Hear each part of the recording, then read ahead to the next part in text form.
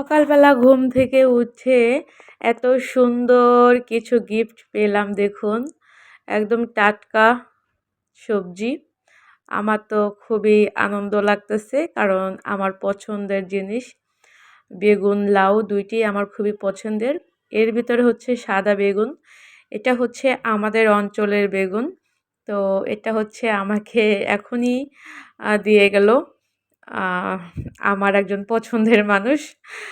তো যাই হোক, আসলে আমি সাদা বেগুনগুলো সত্যি অনেক বেশি পছন্দ করি। আর বেগুনগুলো দেখে অনেক বেশি খুশি হয়ে গেছি। তো আজকে হচ্ছে আমি এই বেগুনের একটা রেসিপি করব। আর লাউটা এত সুন্দর ঘ্রাণ আসতেছিল কি বলবো। অনেক সুন্দর এই লাউয়ের ঘ্রাণ। আমরা ঢাকাতে যে লাউগুলো কিনে খাই ওগুলো কিন্তু এত সুন্দর ঘ্রাণ পাওয়া যায় না আসলে। তো যাই হোক, অনেকগুলো বেগুন দিছে। তো এই যে আ লাউটা অনেক মানে আমাদের অনেক হয়ে যাবে।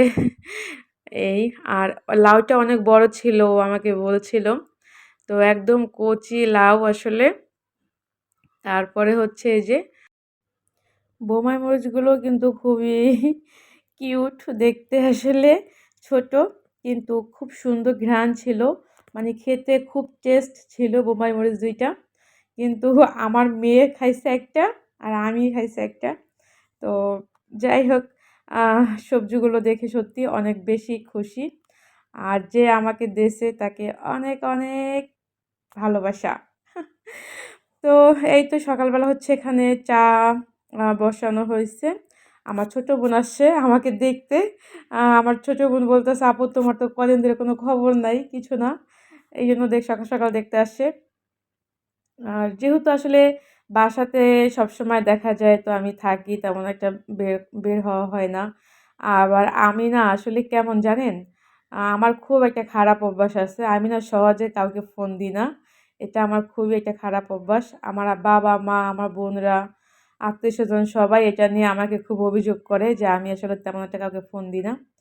তো যাই হোক, এবার হচ্ছে এই যে এখানে মাছ বের করে নিছি দুপুরে রান্নার জন্য। আর এদিক থেকে হচ্ছে ময়লাও নিয়ে গেছে। গেটটা মনে হচ্ছে যে লক করা হয় নাই। গেটটা লক করে দিয়ে আসবো। তো আসলে টুকিটাকি কাজ তো থাকে সকালবেলা, এগুলো আস্তে, আস্তে করে নেব।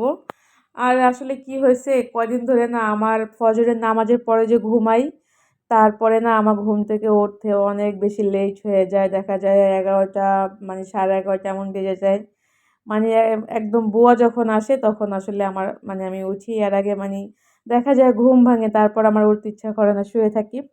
আর এই কয়েকদিন যাবৎ হচ্ছে রাতেও আমার ঠিকমতো ঘুম হয় না, যে ফজরের নামাজ পড়ে শুই। তারপরে হচ্ছে একটু ঘুম হয় এই আরকি।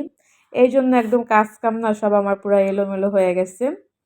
তো এই তো এদিক থেকে হচ্ছে টুকিটাকি অনেক কাজ মানে করতে হবে দেখা যাচ্ছে।